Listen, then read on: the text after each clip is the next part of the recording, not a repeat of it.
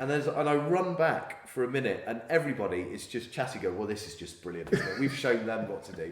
We didn't even win.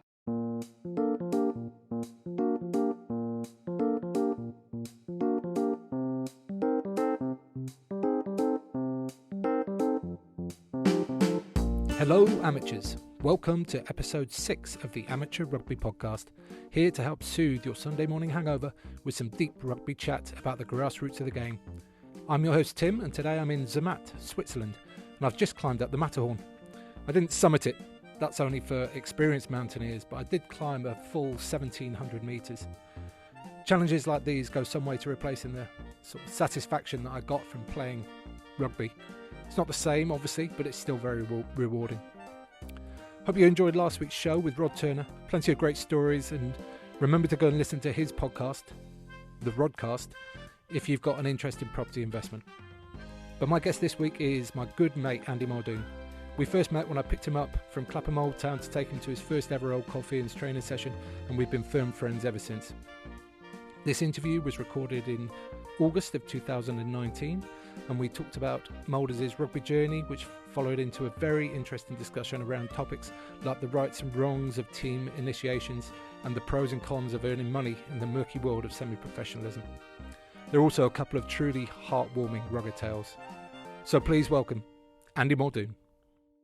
Andy Muldoon, welcome to the Amateur Rugby Podcast. Thank you for having me. You're very welcome. It is an honour to be on the Amateur Rugby Podcast ahead of Oliver Chapman. That's all I care about. Yeah, that's that I'm here and he's still waiting to be on the podcast. So it's a win. Yeah. It's a win for me. That's in the books now. That's it. I'll always have this. Always. I'll always have this. He'll never be ahead of me in the podcast, Amateur Rugby Podcast listings. Yeah. Hierarchy. A hierarchy. Yeah, you're right there. Yeah, let's talk about rugby, shall we? Yes, let's. So coming to a new club can, sometimes be a little bit troublesome, but rugby clubs are generally great. So I'm just interested about when you first came to London and, how you found a club and all those kind of things.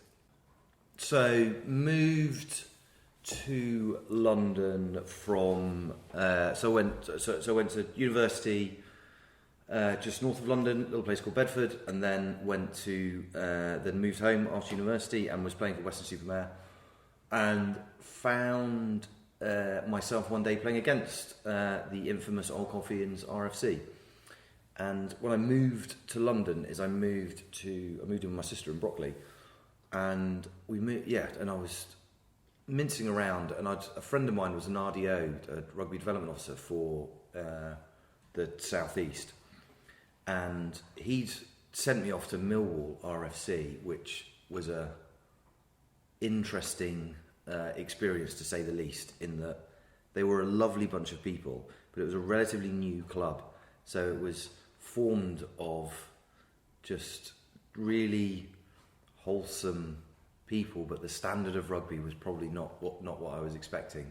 So much so that I think my first game in, it was in Barking, but it wasn't even against Barking. It was against if Barking RFC is the main team, then I was playing against Barking Town RFC, like the equivalent that nobody's ever really heard of, but also has the name Barking in their team. And I don't know how I got away with scoring 5 tries in one half of rugby. And it was after that game they went, "Oh, this is great, you should carry on playing." I was like, it can't be good if I'm scoring 5 tries in one game of in one half of rugby.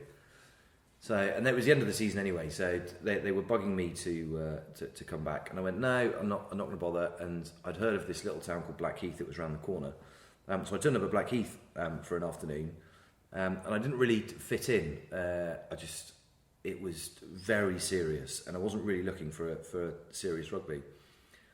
So I did some hunting around, and I emailed the Old Colfeian RFC website, and that was you. That was me. It was you that I was emailing, and I went, "I'm interested in playing rugby," and yeah, it was all right. I think it was interesting, like thinking, what was I trying to get out of it? Is I think I've always found rugby as a bit, or sort of playing like team sports, a bit of a safe place. And I think when I'd first moved to London, I'd struggled to make a lot of friends because, like you're working and you make like work friends, and you've got friends from home that you reconnect with, or you've got friends from university that you try and kind of get together with. But I didn't really have like a huge friendship network, and I think that's what's really nice about clubs in general, whether that's rugby or whether that's football, or whatever it may be, is that collectiveness that you get from like joining a club. But there's also that nervousness of going like, fuck, what if they don't like me? Yeah.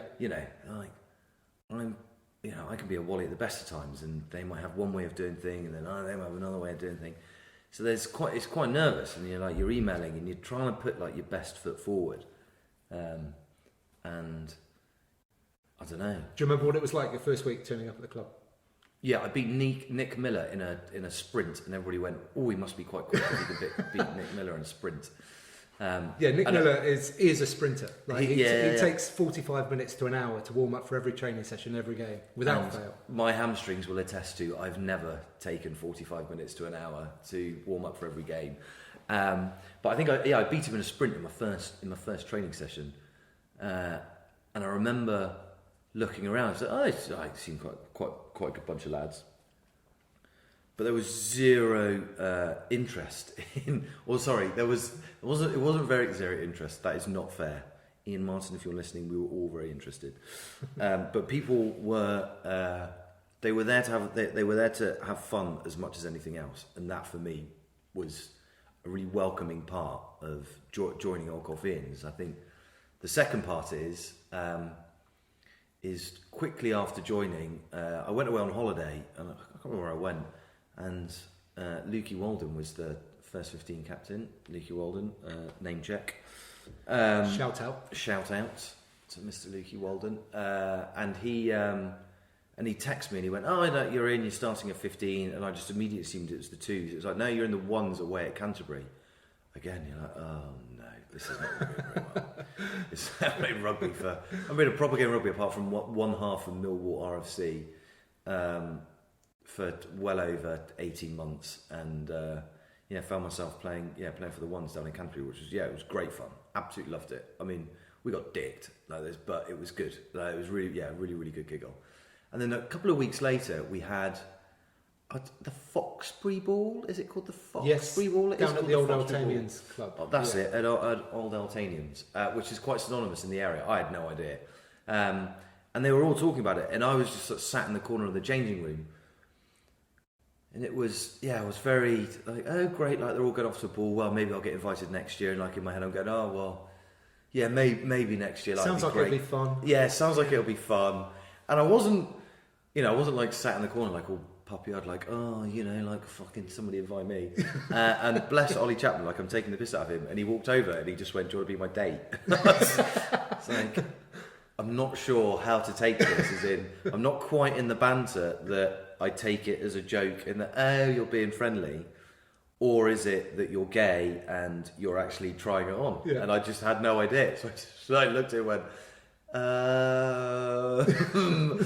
and then a few people giggled. I was like, oh no, yeah, definitely not gay. So so there you go, Ollie Chapman. I've just called you out as a gay man. I thought you were gay when I first met you. And it was and then I got taken to the Foxbury Ball, and I had an absolute blast. I had so much fun. We just from smiling from start to from the beginning of that day when we were playing rugby all the way through to the evening. So that was my foray into Old Colfeians, like joining a new club. But it's difficult. It's difficult to find. Because you've got to find a commonality. So you when you're joining a club, you're constantly listening out for like, well, what are they talking about? Like, what are they interested in? What's the connection? So with you, obviously that natural, that southwest connection that it's like, oh, I'm from the southwest. Okay, well I'm from North Bristol, so I'm from Cheltenham, blah blah blah, and you kind of those sort of connections. Yeah, and our accents have kind of mellowed, for sure, but there's still a little still there. There. If we it's want still to, there, just there, just about. And I think. So you're constantly looking out, but you end up being a little bit on edge, and I think it's actually what you need is, so you're doing like your 50% of saying, okay, yeah, I'm really making an effort here. I'm going to try and figure out what they're talking about and try and get in on the in-jokes. But what you need is obviously, and I think any good rugby club recognises it, is you don't want to create too many cliques. When somebody is clearly reaching out to say, like, can you let me in? Old Colfeians was great. Like, they were really, really good in that. Townsend made a real effort. Chapman, Lukey, Dave Rogers at the time, Griff, like all of them, they were just, desperately welcoming me, saying, oh, get involved, who are you? What do you do? What's your background? Like, what are you up to? And it was brilliant. I really enjoyed it. Yeah, there's a good little lesson there for clubs, I guess, and any kind of social thing like this, where, you want people to feel welcome and at home, and, it's pretty easy to do it, really. Just got to want it. Yeah, and I think what I've always hated about rugby clubs is this obsession with trying to be overtly macho and trying to do all these stupid, like, ridiculous initiations where they just get out of hand. And what ends up happening is a few will go through it, as in a few will battle through and they go, yeah, okay, fine, like, we crack on, can we get on with this now? But it's all right doing the initiations. You can all take, you can take the mick out of each other, but it has to be balanced with. But you've still got to be welcoming. As in, you can't keep them on the sidelines. And I've certainly seen clubs and witnessed scenarios where they do the initiations, but they still never allow them in. And I think that is a discredit to what you're essentially putting this guy through. So you're bullying a guy to essentially make him one of you. Then you have to. There has to be that part where you make him one of you. And Old Colfeians is brilliant at that. They recognise that, you can take the piss out of each other and you can have a joke, and we have trays where you're drinking lots of stupid things and you're doing lots of silly things. But you get past it and the doors are wide open, and you're kind of let in, and you're accepted as part of the group. And that's the nice part. I think when clubs get it too wrong is when they keep people. There's like one core little group, and they keep everybody else on the periphery. I think that's always the detriment of the rugby club. Yeah, agree. Particularly amateur. Agree. Which is what this podcast is about. Yeah. Okay, we'll come back to Old Colfeians a little bit later. But let's rewind to the beginning. How did you first start playing? When did you first pick up a ball? How old were you? Where was it?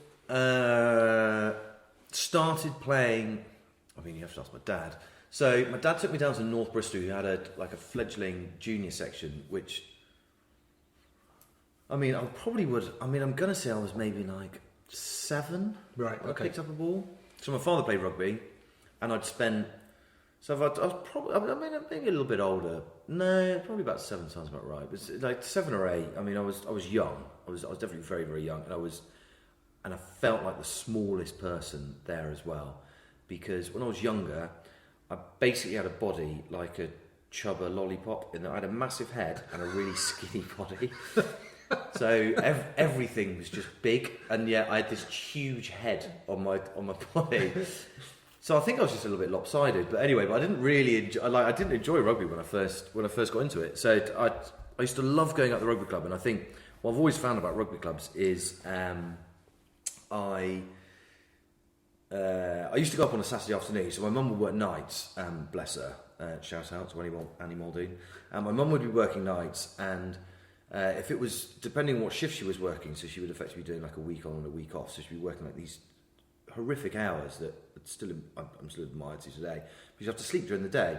And my father on a Saturday afternoon would go play rugby, would take me and my sister up to the rugby club on a Saturday afternoon, and it was back in the day where you could just go play rugby and you'd leave the kid in the clubhouse and you'd pick an adult and go keep an eye on these two, and you'd be fine. And I loved it. I loved everything about it. I loved the freedom of being able to run around. I loved the fact that everybody was looking out for each other, and even though such a young age, it's like I recognised it, and that this was, and I don't know if your rugby experience, but this, back in the day where you didn't have hired bar staff, you would just have a rota of all the players, and they would take stints behind the bar. Oh, so really? Like, amazing.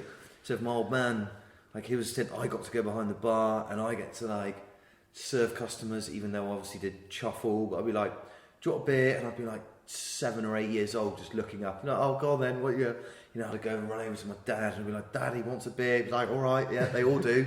There's 150 people in here, they all want a beer. And I loved everything about it, but I got, but at the time, I think because I was so small, and I think junior rugby has improved massively, I didn't really enjoy it because it was just full on contact. Right. So the biggest guy won. Like there was no real appreciation of teaching a guy to catch or teaching a guy how to pass or technique or anything like that. It was just the biggest guy will power through. And I'm no doubt, I'm sure your like junior club rugby was the same. So I fell out of love with it. So I was playing, and then I went and played five-a-side football, junior football with a mate of mine, and we used to play five-a-side during the week, and then we played 11-a-side for Bromley Heath. And I was all right at football, but I wasn't very good. Yeah. But I was doing it because of that. I think that social side of basically just wanting to hang out with my mates, right. And they all played football. And not getting beaten up. And not get beaten up by the massive guys that were all playing. Rugby, and it was because the North Bristol didn't have a huge junior section. Age groups would get mixed, which again you wouldn't do now. Yeah. But you could be playing with a kid who's older than you. But if your birthday is, at the end of the school year, he could almost be 2 years older than you, and you're in there. So it's a pretty brutal introduction. But then I started. Oh well, anyway, as you get older, as opposed to just playing around in the clubhouse, I started watching my dad play rugby. And I just quite enjoyed it. And then I went to secondary school and got drafted into the rugby team. Said I'd played a little bit before, and I'll back myself. I can catch. Yeah. Like, there's not very many things that I can do, but I can catch a ball, and I can. Like, I'm putting myself out there that I think I reckon I'm as good a catcher as anybody else. Anybody. I reckon I can... In the history of the world? In the history of the world, I reckon my ability to catch is up there. So that's what I had. And anyway, the PE teacher at the time, I don't know what we were playing anyway. He dragged me into the rugby team. And I fell back in love with it. And a few of my mates were playing at Clifton Rugby Club. So I found myself going to rocking up at Clifton, which is good. I think, so I didn't go back to North Bristol purely because they didn't have a junior section. I think so North Bristol's my father's club, but they didn't have a junior section at the time. So so I rocked up over there. So just going back to North Bristol, that idea of the bar staff being like a rotation of players. Brilliant. What a brilliant way of getting people involved in the club and everybody getting to speak to everybody. It was amazing. I mean, North Bristol is a club that I hold like really, it's a real special place in my heart, but. The way that the club was run, and I think there's, everybody always harks back to the good old days, but there was 5 rugby sides out. I don't ever remember the bar not being absolutely packed. And again, I'm looking at it through a child's eye, so everything's always going to look bigger and look more busy. But I do remember being absolutely packed, and it did feel like at the time like everybody was just supporting everybody else. Like, everybody knew who I was. I didn't know half the people in the room. Yeah.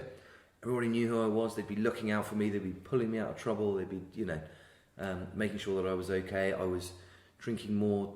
Lime and lemonade was the drink of choice when I was a kid. Solid choice. Solid choice.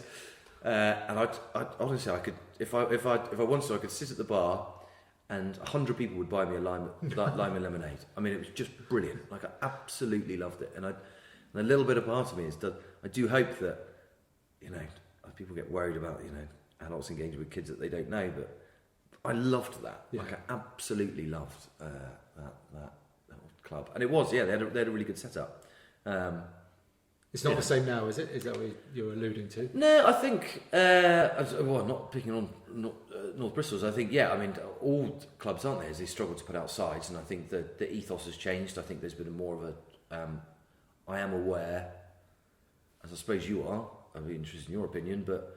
When that transition from the amateur era to the professional era has meant that all clubs now have professional coaches, which is great and absolutely the right thing to do because you want to give the people the right coaching and want to make sure that they are doing. But, what have you lost in return? Because, what used to be effectively a completely voluntary organisation now has paid staff and and therefore they are there at the end of the day, part of the motivation being there is to get paid. Certainly my experience is when I first started playing senior rugby, I'll talk about that in a minute, but everything was amateur. Yeah. Nobody was getting, I mean, people might have got a bit of boot money, but it was, everybody was there because they wanted to be there, not because they were getting paid to be there. Yeah, I think in terms of the coaching, I think it completely depends on the remit of that coach, both what the club asks of them and then what the coach wants to do himself. So if the club just say, look, you're here to coach the first team and try and get us to win the league, then that makes it very narrow for the coach. And really, the rest of the club will then potentially suffer as a result. Yeah. But if the club are, I want you to come here and coach the whole club, and the coach has the same vision, then it shouldn't really change anything. I don't think that the coach is getting paid.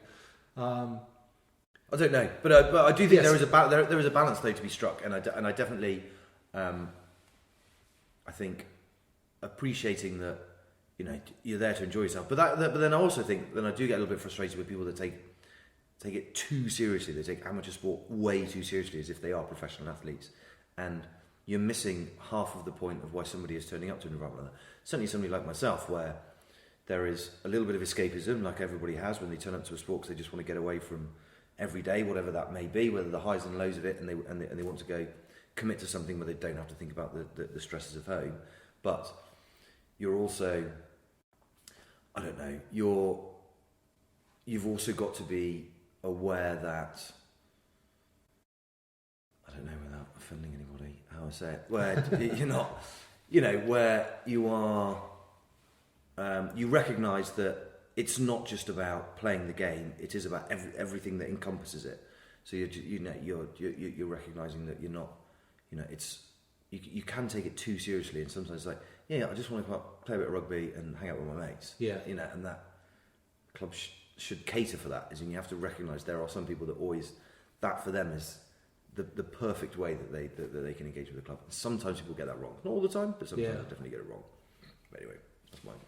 Yeah. I think there's definitely some true thoughts in what you've just said there, and it's probably different in different places and depending on certain situations. Yeah. But I think that's definitely, it's increased over the years rather than decreased, that kind of maybe displacement of social players.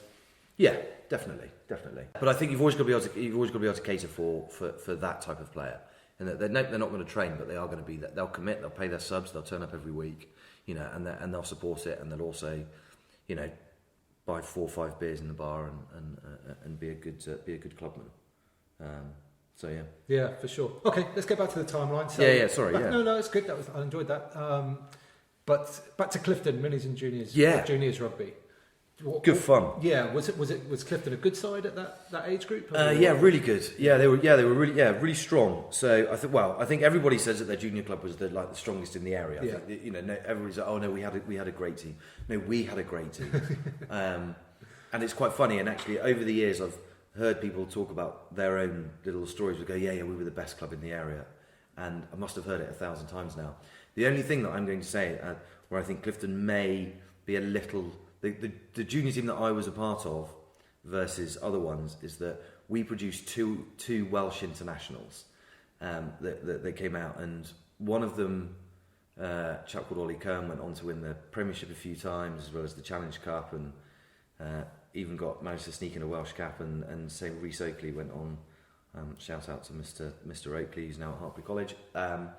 He went on and played a couple of times for Wales as well. So that's where I go. We must have been quite good if we had a couple of players that went on to actually play for a country. Yeah, that's not a bad. Even just like 3 caps between them. Yeah, but it's three more than sat at this table. So we're doing it. Yeah, they're doing it right. Entirely cool.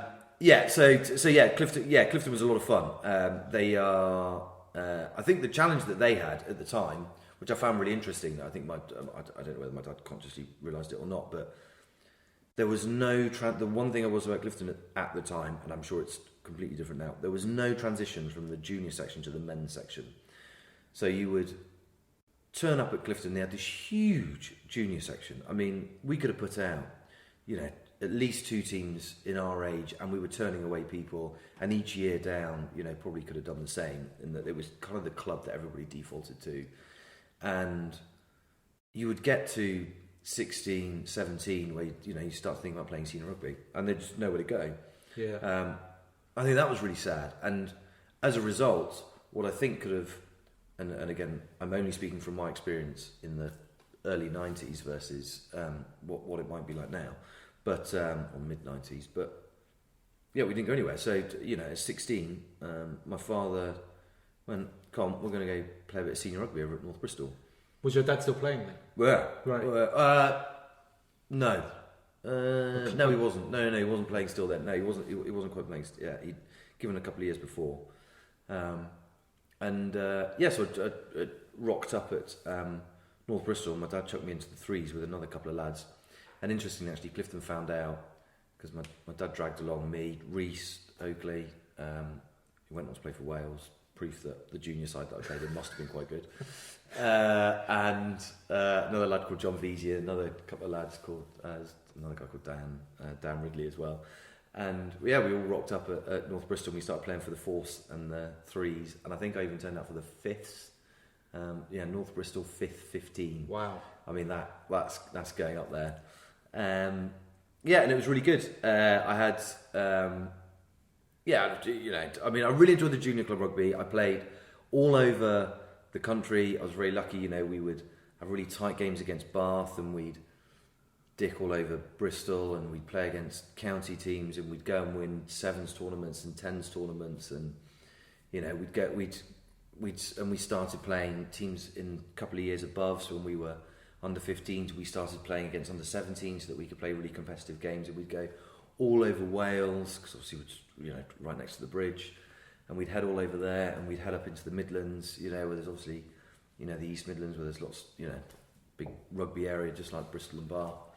I thoroughly enjoyed it, absolutely thoroughly enjoyed it, and there was, as I said earlier, like there was a real escapism to what I found in rugby, where it was the one part where lots of things going on in your life, and you're not too happy about certain things, but rugby was always a thing like, I loved it. I loved going training. I loved playing on Sundays. I loved just being a part of it. I wasn't too worried about who the best player in the world was or who I should be following. I just loved being just out on the field and just running around. Yeah, there's a lot of talk at the moment about this flow state, and certainly in my life, I found it one or two different ways, but rugby consistently gave me that flow state where time just disappeared and you can't possibly think about anything else.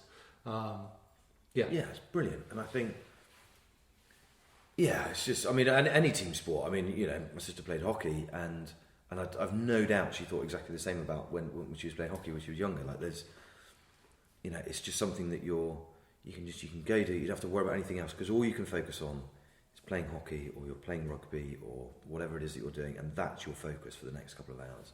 And that's the same with training. It's like, right, I've got to focus, got to make sure I'm still the best catcher in the world. That don't lose that crown. Don't lose that crown. So I've got to make sure that's out there. And it was I enjoyed it. Yeah, absolutely enjoyed it. And then went from there to hang on a second, Mulders. I'm going to cut across you there. So one of the nice things about this announcing all my guests beforehand on social media is that sometimes people come up with questions. So this one came up, and somebody wondered whether you were going to tell the story about the fact you scored 5 tries in one game when you were 17. Brilliant. So my father, to put it in context, like, I am immensely proud of lots of things that I've achieved in rugby, but I think I am more proud of the fact that my father still holds the try scoring record in one single season at North Bristol. He scored 40 tries in a single season, and even better, he did it in his 40th year. So he was 40 years old when he did it. Wow, that's great stat. It's amazing. I don't think anybody will ever get close to it anymore. But I had a good run at trying to break this try scoring record when I first started playing. I think it was my second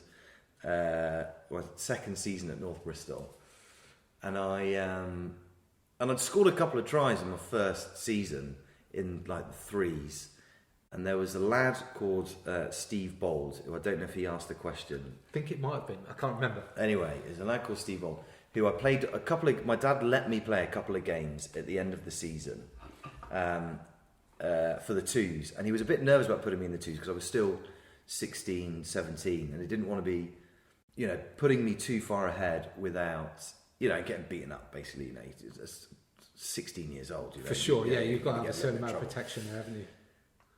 But at the end of the season, I played a couple of games for the twos, and then the following season, as I went into the twos for North Bristol, and I had a season playing in the twos with them, and I was hell bent on trying to break this bloody try scoring record. I was like, it must be possible, and I started scoring. I got lucky where I don't think it was particularly skillful, but I got lucky where I started scoring a couple of tries, and then I started to find a little bit of a knack, and I can still remember figuring it out that the answer to scoring tries was taking the ball flat. Right, the answer was not standing deep. It was take the ball flat, as in you need to be at full pace. But what the mistake that often I found that people were making, particularly at amateur level, is that you would stand deep, but the fly half would pass you the ball deep, and that made no sense because then you were given the ball and you were essentially giving the opposition time to figure out what you were going to do. And it was this light bulb moment that came off in my head, and I went, wait, if I've got a reasonable amount of pace, particularly against some of these guys, where if I can get up to a reasonable amount of speed in like 3 or 4 yards and take the ball flat, I'm pretty sure I can get on the outside channel. And I ran riot for a season, scoring tries by standing next to the fly half, a guy called John Harris. He was a lovely old man. He went on to play over 1,000 games for North Bristol.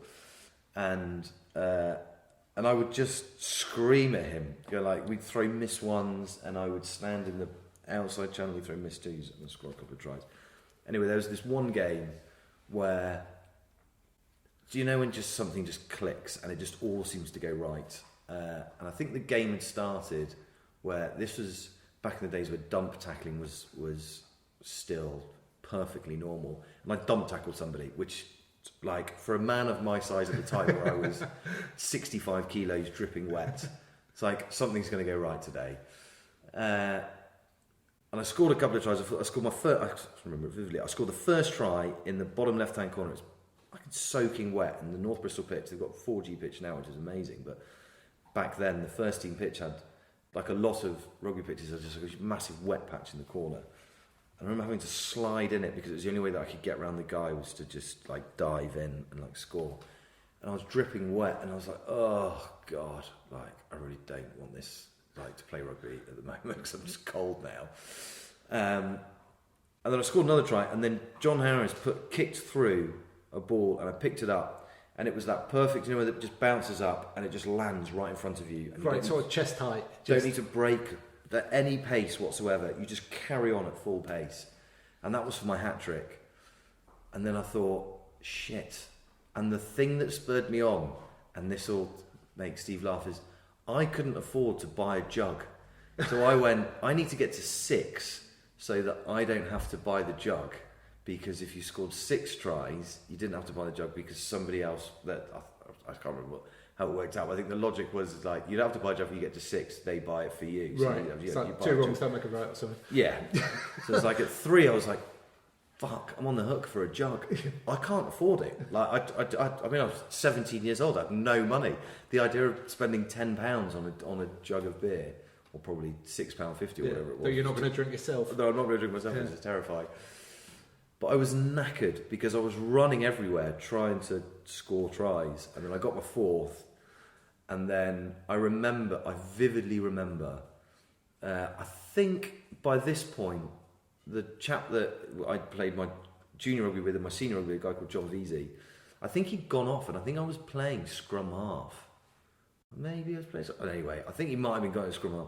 Anyway, I can remember literally the entire team, the opposition, just seeing me with the ball, and they all just went, oh no. And I went, I think I could score because they didn't care. Yeah. And I kicked ahead. And for some reason, one of their players decided that this was the time that he was going to try and tackle me. And And I ran and I caught the ball and it was great, and then scored the try and it was 5 tries, wow. But just as I was putting the ball down, I think the guy, it's one of those classic moments where he'd already committed to the tackle. He obviously hated me because I'd scored 5 tries against him, and absolutely mullered me, full on, took me out, and it took the massive shine off what should have been quite of a crowning moment. It's I've just scored 5 tries in a game of rugby, 5 tries in a game of rugby. That is I think I even kicked. I may have kicked a couple of conversions as well, and I got mullered and I was winded. And everybody's like, "Wow, you just got those tries." I don't care. I don't care about any of it. I'm so beaten up right now. It's cold and wet. Yeah, it was just horrible. So that was scored 5 tries. And you were still on the hook for a jug. And I think I might have been still on. And I was still on the hook for a jug, which I think Dad may have proudly picked up. I didn't even realise. But so that was that wasn't even my best moment for North Bristol. I have so many great memories of playing rugby down there. I had my favourite was Bristol Saracens third 15 versus Bristol Saracens second 15. Shout out to Bristol Saracens. And I turned up. It was my first season. It must have been my first season. I was playing the threes. And as usual, my dad would drop me off. He'd give me, kit bag, you go now, I'm going to the pub. Off you go, son. Yeah, good off luck. You go. Good luck. I'll be out on the pitch. Okay. The same thing that I used to ask my dad. Are they any good? Not when not when I was playing, but they've probably got a few tidy players, so look after yourself. Okay. None of that information is helpful, so I'll just go get changed then. Got in and got changed, and then I'm turning around and everybody's smiling at me. I'm like, what have I done? Am I going to get stitched up here? I'm already worried about, some sort of initiation that must be coming sooner or later. And my dad walks in, Dad, what are you doing here? What are you doing? And he's holding a bag. Oh no. And he just sits down. He's got a massive grin on his face and he's so happy with himself. And he starts doing it. Of course, he starts booting up. He's got a brand new pair of boots.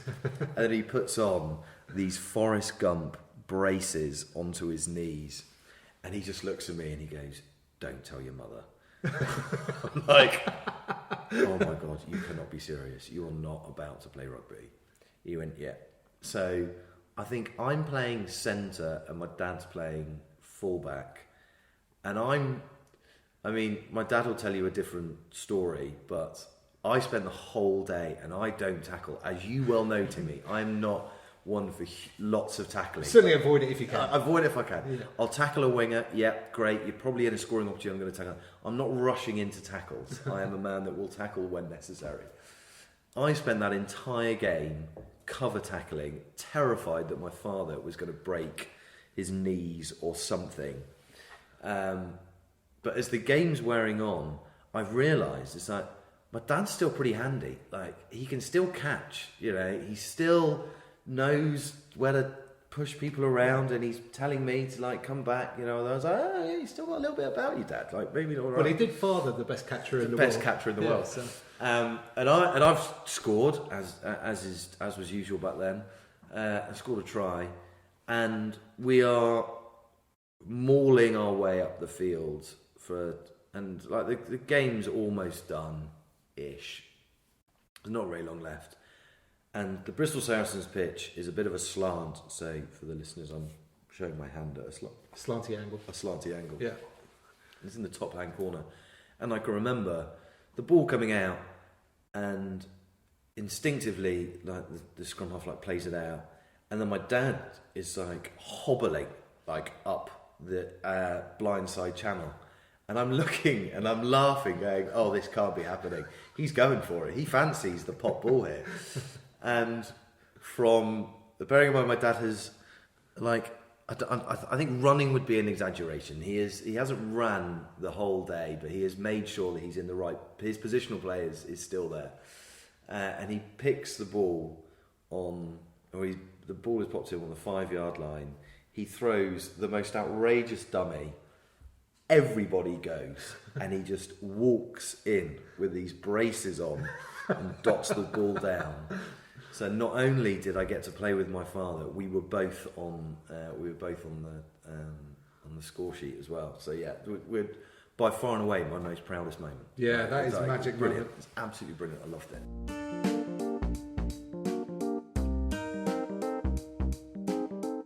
While you're at uni, you played for Bedford Athletic as well. Yes, is that right? yeah. So yeah, Bedford, played over at Bedford as well. So we went. So 3 years of playing uni rugby. So that was on a Wednesday afternoon, and for my first year, I was working like a lot of students. Couldn't afford to fund university. So I got a job and I was working. But then by the final year, I'd realised I could earn a bit of money by playing rugby, and a few of my mates had gone to Blues, and they were playing in their academy, which was really good. But Bedford Ath were playing in national, what is now National 2, I think National 1, National 2, National 2, yeah, whatever, National 3, yeah. They're playing National 3, and they were recruiting players. Me and Dorbs rocked up, and we went. We fancy playing for you. The coach at Bedford Ath had been the coach at Bedford Blues. Brought us over, and we, earned our time in the twos initially, just to kind of prove our wares, and then ended up in the first team. And I think again, I loved playing rugby there. I played a really, really good standard of rugby that was, it was quick, it was fast paced, it was aggressive. And there was a lot of emphasis on moving the ball, and it was exactly the type of rugby that I really enjoy playing, where it's not just up your jumper, which sometimes, junior rugby can kind of go that way. It was very much, let's get the ball, let's move the ball, let's see what we can do, and loved it. Loved playing there. So is that mostly down to the coaches? I think so, yeah. His sort of ideals. My debut days, I remember being on the debut on the wing, and the opposition, they had a breakaway try, and I caught him at the halfway line, and just as I went to tackle him, there was a horrible dip in the Bedford Ath pitch, and I stumbled, and I couldn't get my speed back up again, and the guy went on to bloody score, and it still haunts me today. Oh no! Where I could have tackled, and it was back in the day with rucking and everything, isn't it? So I got round, and I still remember it now again. Oh God, I was right there. And now when I look back, I think I can remember the crowd going, avoid the centre circle, because it just dips. And I've ran straight through it, and of course I'm like, and then the guy just, saw it as well, and just, ran on. My own approach to that club was, I was very aware that I was there because I was getting paid. Okay. So I approached it in that I invested in the club, and a lot of the money that I earned, ended up going back behind the bar to a certain extent. So they, there was definitely a balance in that regard. But I think I'm not sure why they were paying players. I could never quite figure it out, because around the corner they had Bedford Blues, who were the league above, or league, championship, national, just coming out from Premiership, and they were championship team.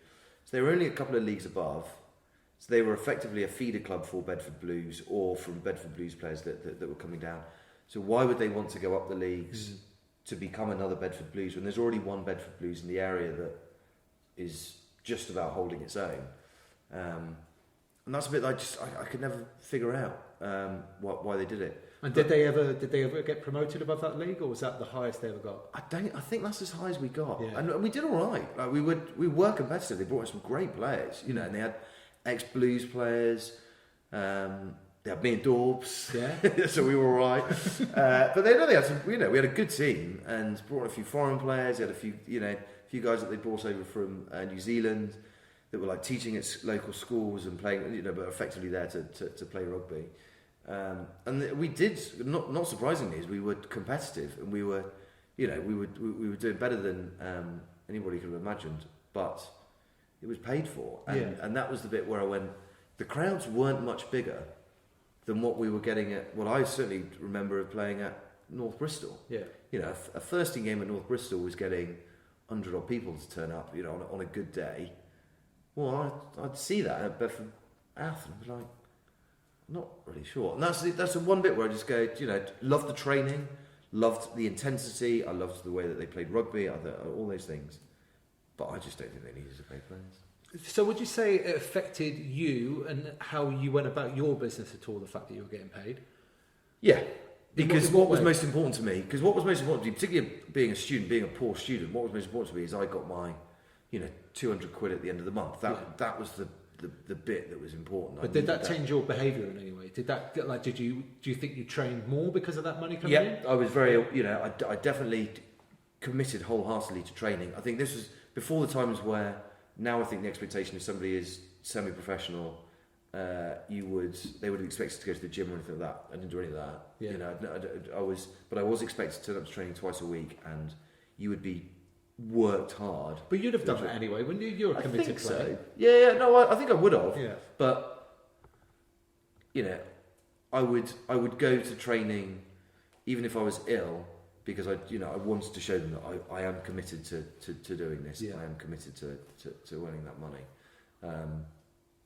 But when I finished, and I never felt out of step in the league. I never felt like I was, I was playing above my standard or anything like that. I was like, yeah, no, this is great. But I do remember when I finished, and then when I moved back to Bristol, so when I finished university and then I moved back to Bristol, and a mate of mine who I played with at North Bristol had moved to Weston-super-Mare, and this is where the connection with Old Colfeians comes in, and he moved to Weston-super-Mare. He'd been poached by them, and Weston-super-Mare similarly were paying players, and I went, well, I've earned a bit of money over there, I'm still a poor student, I'm still looking for a job, why don't I go play Weston-super-Mare? And again, I think when I look at my rugby career and things, I enjoy playing rugby. There's some great games. Went down to Red Ruth, Hellfire Corner. You've played there as well, and played against some really great teams and really enjoyed it, and some big crowds. I mean, it's like North Walsham. How were they getting 500 people to turn up? Amazing, fair play. Great, but really good. Really committed. I remember turning up and thinking, wow, how much fun is this? But it was a job. It was a part-time job, but it was a job. Like I was turning up twice a week. So there was a difference to you mentally in terms of the fact that you were getting paid for it, and it kind of not affected you, but it was a different situation that you're in. That sounds like it wasn't entirely favourable for you. Yeah, not for me personally, because I don't think I knew that it was unlikely because of I wasn't a heavy gym goer or anything like that. That I was never going to get big enough to be able to really take the step up league-wise, and that I probably reached the limit, and that I needed to work on my speed a little bit more.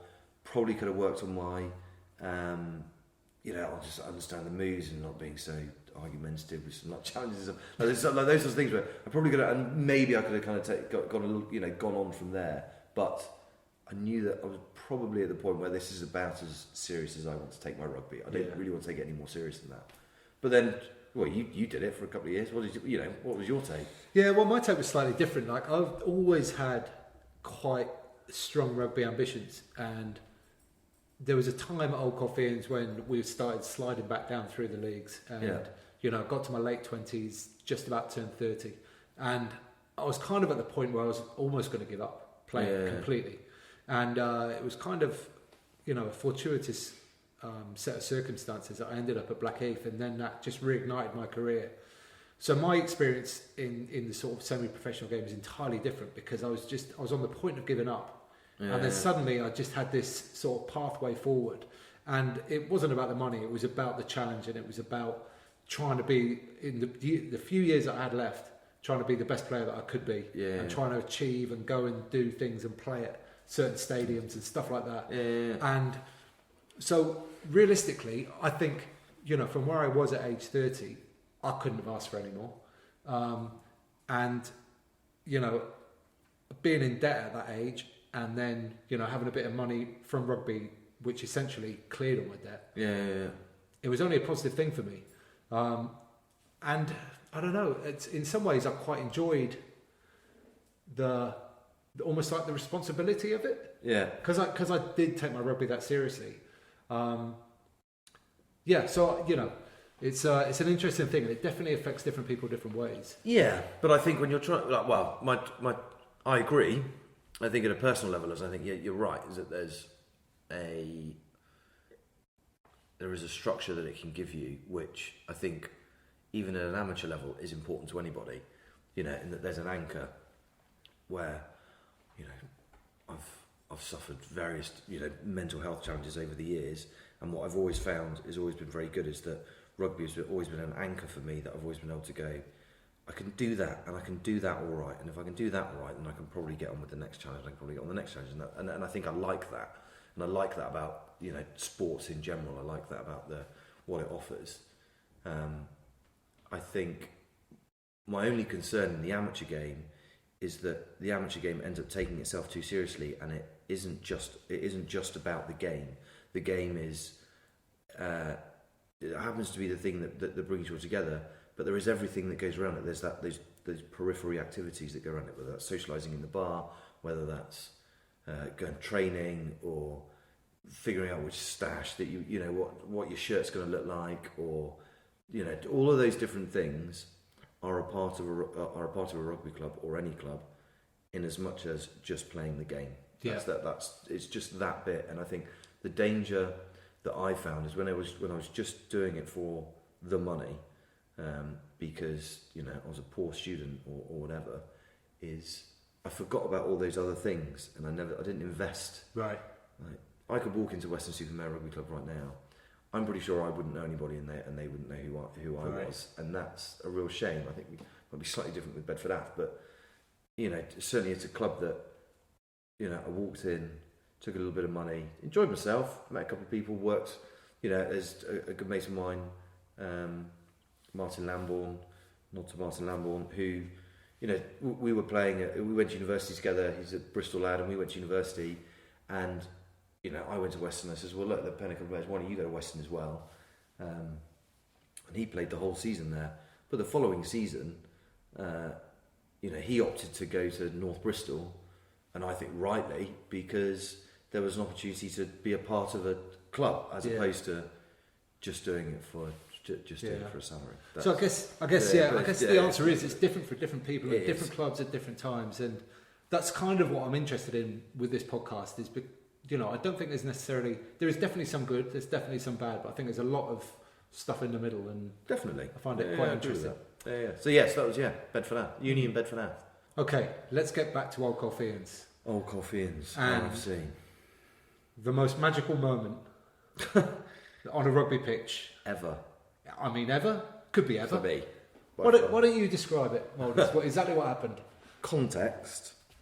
I don't even know if Towner remembers. I made a bet with him that I would do one drop goal in the season. Right. And he laughed it off, as Towner often does in his very Matt Townsend way, which is, yeah, whatever, Mulders, yeah, okay, fine. You see if you can get a drop goal. Yeah. This is Matt Townsend episode 2, by the way. Matt Townsend episode 2. There you go. You'll forever be known as Matt Townsend episode 2 now. I take those things really seriously. Where it's like, right, I've set myself the challenge. I am going to do this. Like, this is possible. And it was. My rugby career at Old Colfeians has been like, it was very middle. Like, I never overachieved. I just loved being part of the club. I loved everybody at the club. I loved people. I loved everything that went with it. I loved. Most of my social circle now is based around the people that I've met in that rugby club, yourself included, and everything that goes with it. And the rugby I took seriously enough that I was lucky that I played a few first team games. I didn't take it overly seriously. But the Richmond game, that for me was the peak rugby for me, in that I could tell you every move of that game. I was throwing dummies, I was making breaks, I was tackling people again. And I remember the reason why is because Dave and Gareth then, he was Gareth then, not Gary, Gareth Lewis, they had their trombone and trumpet, and it completely relaxed me before the game, and we just ran out to the Rocky music, and I laughed. Oh my God, I laughed. I went, I love this club. This is brilliant. Yeah, just to make sure you understand there, we got 2 players, I think they were either injured or not selected or whatever, doing a brass section for the team to run out to. And like the team, like it's supposed to be inspirational, rocky music. The entire team were laughing their heads off as they're running onto the pitch. Oh, it was brilliant. It was the last game of the season, and I think we'd already secured. We were already safe, weren't we? We weren't getting relegated. I think Richmond still had something to play for, or they played like they did. That's for sure. Yeah, they were super keen. But we'd had a reasonable season because I think London Scottish were in the league as well. And I think we beat London Scottish as well, didn't we? 23-20 at home. I think it was 23-20. We beat London Scottish, and so we proved ourselves at the level that we were capable. But that was the game for me where I can remember James Rutter playing, and it was just a revelation playing it with James Rutter. He was running it from everywhere, and I was playing fullback, and it was just hilarious. He was just throwing missed passes and dummies, and I remember I threw one dummy, and then I brought the ball back, and the referee thought I'd knocked the ball on my knee, and I'd put Taffin back on the inside, and I'd thrown two wingers on a dummy, gone through the gap, put him back through, and he goes out, and the ref pulls me back for a knock on, and if there'd have been VAR then, TMO then, I would have honestly gone, please have a look. I did not knock it on, ref, and put it through. And then just as the game was coming to an end, Richmond well ahead on the score. Well ahead. They were 30 points to 15 or something up. I mean, it was, and we had 2 minutes to go. Like we weren't going to win the game. It was very, very clear. And I'd convinced myself I was going to get a drop goal. I don't know how. And there was actually a play just before that play where play had broken down, and I thought there was a drop goal moment, and I'd opted, and I still don't know why, but I'd opted to take the ball on, as in I'd come to the back of the ruck, and I don't know where the scrum was, and I'd picked and gone, and this is proper truck and trailer, and we'd gone round, and we'd made some yards, but they'd turned the ball over, and we went through, and we were rightly going for the score. But that's the moment I should have drop goaled it. And if you were, as a tactician, you'd have gone, I should have done it at that moment. And I'm running back, and the guy's booted it over, and the ball's come over, and I've watched it come over. And initially, now when you watch the video, there is a guy screaming, "Drop goal it." I don't remember that at all. I genuinely don't remember any of that. But all I remember is the ball. I'm looking at the ball going, I'm going to drop goal this. It sort of comes over your shoulder, doesn't it? Yeah. And it's just coming right over. And the ball bounces, and it bounces back at me. And I turn, and I just boot it. Just wait, where were you on the pitch when you... So I'm stood just inside the 10-metre line, on the inside towards the halfway line. So I've caught the ball in between the halfway line and the 10-metre line, in the corner. So I'm 50 yards, 54 yards. 5 metres from touch. Yeah. So I'm right on the edge. There's, Horn Park, Old Colfeians, for all those non-Old Colfeians listening, there is a stand which holds 50, 60 people. It's 110 actually. 110 people, amazing. So I felt like it was full that day, and then the way that the Old Colfeians are set up is that nobody stands on the far side of the pitch, everybody stands on the bar side of the pitch, and it was full because it was the last game of the season, which is always a great day at Old Colfeians, and it was completely packed all along one side. So there was a few hundred people there, and the ball's come over. I'm stood on the halfway line, and I don't hear anything. All I'm thinking is, I'm going to drop goal this. I am going to just boot this right into, this is going, drop goal, got this. Ball comes over, and I turn, whack it, and just as I kick it up, if I'm being honest with myself, if there had been no wind, I think it would have landed at about the 5-metre line. I think it was about there. But much like my golf, is I hit a ball quite high. I don't hit it low, I hit it quite high. And it's taken a gust. And I knew as soon as I'd kicked it and it had got up to its peak, and and it's at this point flying over the, just inside the 22 or just outside the 22, I knew it was going over. I knew straight away, I was like, this is it. This is the moment we've all been waiting for. And it goes over. and oh my God, I mean, the sheer joy on my face when that is over, everything just this is perfect. Nothing can be better. All the crowd are going absolutely nuts in the bar afterwards. I couldn't take a piss for people coming up to me going, I don't care what you say, we won the game. That is probably the best thing I've ever seen on a rugby field. And I had that like the whole summer. It was just hilarious. It was so funny. But it is one of those things where I do laugh about amateur rugby players in that we think we're not capable of doing the things that we see when you see on a professional field. You can. I mean, granted, sometimes you need a bit of luck, you might need a bit of a fair wind, but all of those things are achievable. And I was like, I know this is possible, and I knew that it was possible to kick a drop goal from there because, again, don't tell me this. I've kicked a drop goal from there before. Like it hadn't been the first I'd ever done it. I couldn't repeat it 10 times over. But I had been that lucky before. Oh my God, I've kicked this, but I know it's possible. The celebrations were something else because, like you said, you were right in front of the stand. Yeah. Which almost emptied onto the pitch to celebrate with you. And, and it was so funny because there's, everybody is screaming. And it's such a shame. And I'd love to see the crowd more. I don't really care about the drop goal. Just see the sheer happiness. And honestly, looking at the crowd. And I run back for a minute, and everybody is just chatting. Go, well, this is just brilliant. Isn't it? We've shown them what to do. We didn't even win. We didn't even win the fucking game. Didn't even get close to winning. We didn't even get close to winning the game.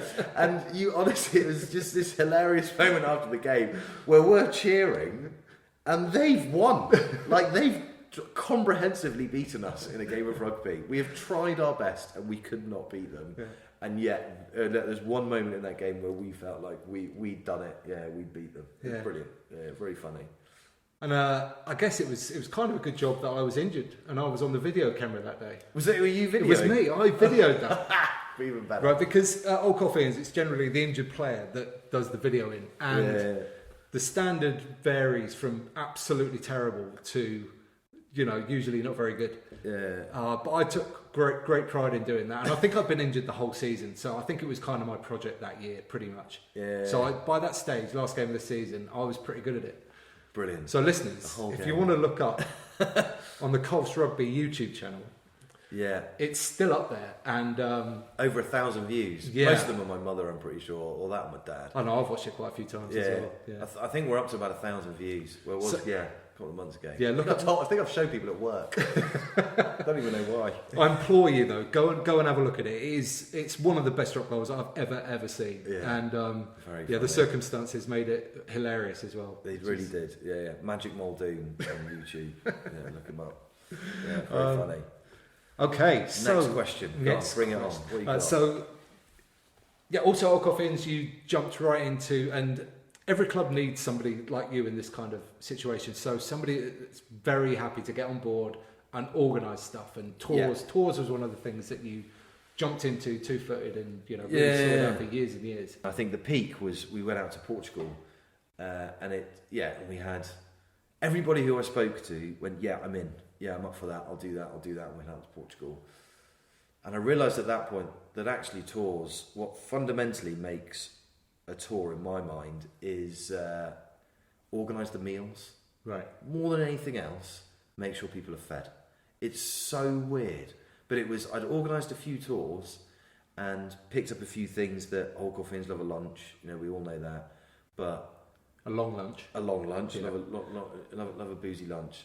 But everybody needs to know where their next meal is. And when people are on tour, for some reason, even though people are very smart, they're very intellectual, they do very, very smart jobs, they become slightly special when they go away. And they become incapable of organising how to feed themselves because they just walk around like drones going, I do this. And I clicked on something where I went, actually, if I organise breakfast, lunch and dinner, quite frankly, they're having the best tour of their life because they're fed, watered and pissed, and they don't need anything It's else. just that little bit of structure that you need amongst the crazy structure. Yeah. So and then from there on, it became easy because you get to know your guy at BA, you get to know a couple of hotel people, and before you know it, it's like all I've got to do is find a rugby club, book the hotel, book the thing, and find 9 restaurants. And actually, people are like, that must be like, it's not a faff. Like phoning 9 restaurants, each conversation lasting 3 minutes. You know, it's like all done. 27 minutes done. Like that's all it takes. Yeah. So once you've got that sort of plan and the schedule set out, it's then just a case of going, yep, do that, tick, do that, tick, do that, tick. It is the danger though that you have when you're organising tours is you become the de facto sensible person. So even things like first aid, it's like, Mulders should go to hospital. I'm not a fucking medic. Like, I've got no idea if he should go to hospital or not. But people do ask you this question as if I've suddenly, like, I'm now smarter at trying to diagnose some drunkard man who's like being sick everywhere. Yeah. I'm the guy that's should you're part of the tour leader tab. Yeah, it's like I'm the one that should be defining like, oh yeah, Mulders has said he should go to the hospital, therefore he shall go to the hospital. No idea. Absolutely no idea. So, yeah, word to the wise, don't ask me. I've got no idea. You're an adult. Like, if you're too pissed to stand up, maybe. But I'm not. Don't ask me. Ask somebody else. So organising tours. And I think, when joining clubs, doing those sorts of things, so getting involved in the social side and just making yourself available is... For me, it's always been a really easy part or an easy way to integrate myself into the club. It's something I did at university as well. So, took on like organising the social events and that stuff. And I've always just don't be a passenger basically. Get in there and help involved. Out somehow. And we've like recently resurrected them. So we did a couple of years where I don't know what came over me, but a couple of our mates, Bob and Griff, had moved out to LA, and I just thought, do you know what? I want to go away. And I quite fancy going to LA and like hang out with those guys, maybe do a bit of cycling. We used to have a little Old Colfeian Rugby club. We used to have what we called the biker bores, where we'd all people that used to cycle to work. We would meet for breakfast every Thursday, and it was again, I think, a really great part about amateur rugby clubs and amateur sports clubs. That these are a bunch of people that I'd met at the rugby club. We all cycle to work because we're all, quite interested in keeping active. And because we found it difficult to meet for beers after work, we decided it'd be easier to meet for breakfast before work.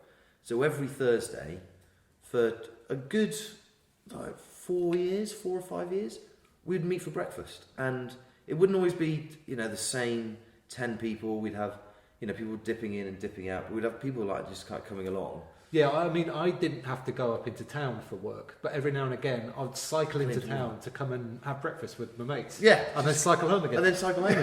Yeah, brilliant. And we'd only sit there for an hour, but we'd all catch up and we'd be like, "Hi mate, hi Sammy, haven't seen you. You've moved out here. Like, okay, you've moved. He was moving to Berkshire and." They've listened the same, and it was like, really great to catch up. Like, good to see you. Like, you'd hang out, and it was just really good fun. And we did the classic Old Colfeian thing. We used to take it far too seriously, and we would start organising breakfasts at grand places where we would go. Right, we're not just going to meet at like the Greasy Spoon round the corner. Let's go to Coq d'Argent in Bank, and we'll go for breakfast there. And we'd all turn up in like lycra, and they'd always look at us like, who the fucking hell are these idiots? And then we'd have picnics in Buckingham Palace in the summer, or we would go to Joe Smith's on like the West End, and we'd have Christmas presents. Like we'd have proper exchanges of presents that were genuinely useful. I've still got some of the presents that I received via Biker Ball Club, which is the Old Colfeian Biker Ball Club. So have I. Yeah, I got a Rafa hat that Griff gave me one year. I still remember. And anyway, we had all these it was just a really, really good fun. And if again, talking about tours, is those sorts of things I think make it really good fun. That Old Colfeian roomie presents. You've got to buy your roomie a present. I mean, how great is that? And there are some people that don't take them seriously. There's some people that take them really seriously. But it's so much fun all the time. And Biker Ball Club's a little bit about that. And anyway, we hadn't been away for one reason. We hadn't been on tour. And I went, I'm just going to go to LA. And I went, I'm going to go to LA. I'm going to go for the weekend. And I'm going to go cycle. And I'm going to go hang out with Bob. And I'm going to hang out with Griff. And whether they want me there or not, I'm just going to force myself on them. And then that's it. And I emailed... I think I emailed Towner. Towner's been brought up a lot on this one. I emailed Towner and said, Towner, I'm going to go to LA. he went, I'm in. I went, okay. Well, that was easy. And then I decided to email another bit, and I emailed Dave Rogers. And I went, Dave, I'm going to go to LA. He went, yeah, I'm up for that. And then I emailed another lad, and I went, Quilts, I'm going to go to LA with Rogers and Towner, and me, and we're going to go see Bob and Sudoku. I'm going to go cycling for a couple of days. Yeah, I'm in. And then I kept going, and I kept emailing people, and every time they went, yeah, it's a brilliant idea. Yeah, I want to go. I'll do that. Yeah. And before we know it, we had 14 people that were about to fly out to LA for a weekend. We weren't even going for a long holiday. We were just going, yeah, we're just going to go for a long weekend. And again, I just took everything that I knew about like organising tours. Book meals, get the hotel sorted, and get people there, and everything else will take care of itself. Everything else doesn't matter beyond those things. And it was this brilliant resurrection of everybody that's there has a connection in some way to Old Colfeians, whether they've played at Old Colfeians for a short amount of time or they haven't played Old Colfeians for a long time. But everybody there had some sort of connection. Like I wouldn't be friends with any of those people without the rugby club, and we're still doing it. So we did LA. We've done Bilbao. We went out there. We went to the European Cup final just in Mallorca. So we went away to Mallorca. We did 5-a-side, and we played touch rugby, and we went out there.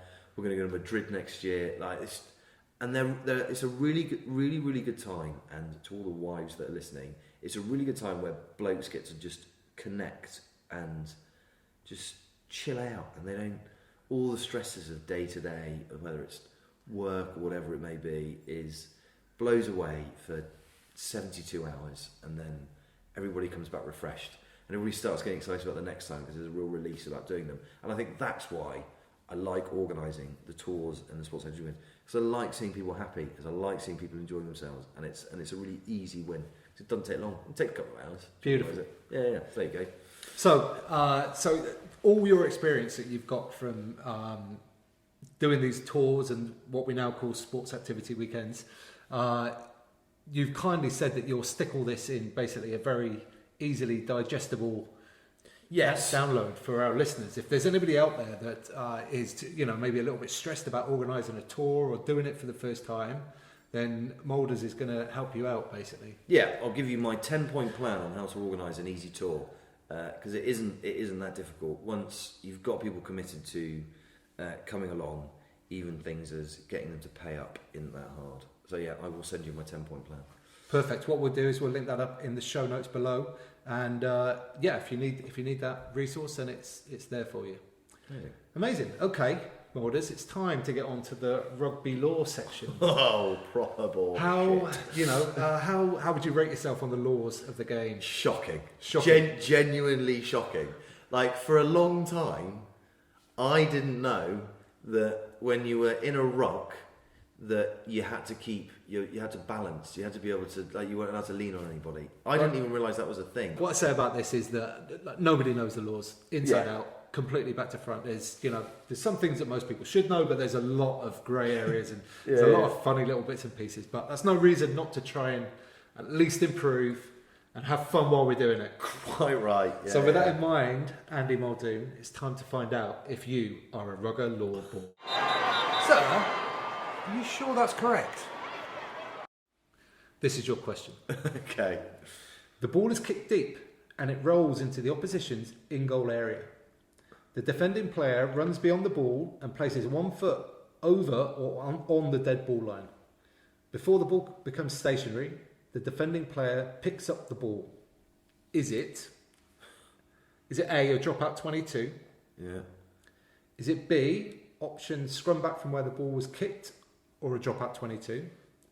Or is it option C, 5 metre scrum to the kicker's team?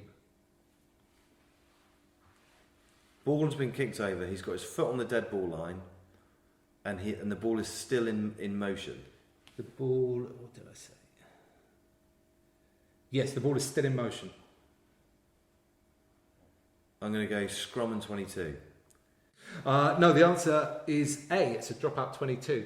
Oh. And the law changed a couple of years ago, and it's all to do with the plane of touch now. So the ball hadn't reached the plane of touch. Therefore, it's in the imaginary wall that's rises up from right, touch okay, and yeah. goal. So here's what it says in the law itself. It says a player who is already touching the touchline, touching goal line or anything beyond, catches or holds the ball. If the ball has not reached the plane of touch when it is caught or picked up, the catcher is deemed to have taken the ball into touch, regardless of whether the ball is in motion or stationary. I mean, So that means that he's taken it into touch, dead, which means that it's just a dropout 22. I mean, surely that's got to be only the professional game that actually really cares about that. When does that ever really? It does, because this was when players used to run behind the ball, run to try and get 1 foot beyond the dead ball line, and if the ball hadn't stopped, they'd pick it up, and then it would be a scrum back. But that's different now. So what it means now is that because that ball hasn't reached the plane of touch, you're effectively making that ball dead as the player yourself, which means it's just a dropout 22. That is proper ball stuff. Rugger law ball. Yeah, But what that means, Mulders, is unfortunately you're not a rugger law ball. What? Shock. Can you believe that? Are you going to be okay? I think I'll survive. Yeah, you're going to be I'll okay. survive. Okay, we're going to move on to some quick-fire questions now. Yep. All about stash. Okay, yeah, go on. So what is your favourite bit of stash that you've ever received? Favourite bit of stash are my DMU rugby shorts that I got in the second year, because I still have them today, and they're still the only rugby short that properly fit me. Really? Yeah, I don't know why, but Just a good cut or just something? a good pair of shorts. And DMU, that's your university team, right? DMU, yeah. Another stash question. What's your favourite kit of all time? Could be any kit from any era. My worst playing kits Yeah, was go on. rugby kits in the 90s that were horribly heavy. Do you remember they were like long sleeved, and they were made of a combination of wool and what I think is metal, because they were that heavy that it was impossible to wear them, you know. And when they got a bit more fitted, I felt better, because I felt like I'd lost about 7 kilos. Yeah. Because as soon as it rained with those things on, I don't miss rugby kits from then. So they're probably the kits that I don't miss them in terms of my favourite Yeah, kits. it could be any team, any era, like professional. I'm going to go with the Tsunami Sevens. So the Tsunami kit, I went to university to a guy called Andy Chambers, and before Tsunami was a brand, we were a Sevens team. Right. And we were called Tsunami 7, and the fucker went and created a sports brand over it. So, you know, well done, Andy Chambers, for doing that.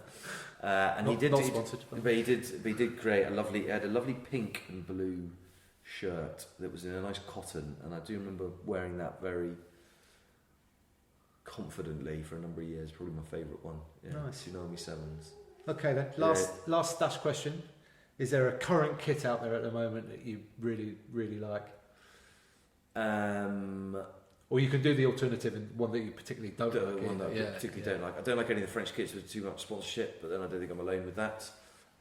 Just because The French club kits. French club Yeah. kits, so you no longer recognise the club because they are just an advertising board, and I think that's a real shame. And I think there's that you see that in Super League rugby as well, where I don't really like that. But because I'm a Bristol guy, I've always have an affinity to the Bristol kit. Good man. So we'll link below the 10-point tip sheet of how to organise a tour. Mulders is a special gift for you all. And if people wanted to get in touch with you at all, is there any way that they could do that? Yeah, you can contact me via my publicist, Tim Tunnicliffe, who can be caught at the website, timtunnicliffe.co.uk. You can find me, I think, I'm not huge on social media, but you can find me on Twitter, I think, at Andy Muldoon, so you can find me on there. Yeah, I'll link that up below as well. So that'll be that. Thank you very much, mate. That was Thank great you. fun. Yeah, thank you. Thank you very much again, Mulders. Now, there's been lots of chat about this World Cup, about drop goals, and the one by Stuart Hogg has been particularly lauded as being an incredible strike. But believe me, Mulders' one was better. Go and look at it on YouTube. It's an unbelievable drop goal. But as mentioned, Mulders really is an organisational wizard. So if you'd like to get his amazing 10-point tour organising checklist, then it's linked in the show notes below and on the website www.amateurrugbypodcast.com. Amateur rugby clubs don't work without the likes of Mulders and several other of my guests on the pod so far. If you aren't currently contributing any extras, why don't you volunteer for something, no matter how small? Let's keep these amateur clubs flourishing. So when you're next down your club, probably volunteering to help out in some kind of way, make sure to let them know that you were inspired by the Amateur Rugby podcast. I will be back with you next week when my guest will be DOR of Ealing Trailfinders, Ben Ward. This was a fascinating conversation as Wardy has been involved with Ealing all through the amateur ranks to the brink of the Premiership. Don't miss out on his truly unique insight next week. So until then, get out and play.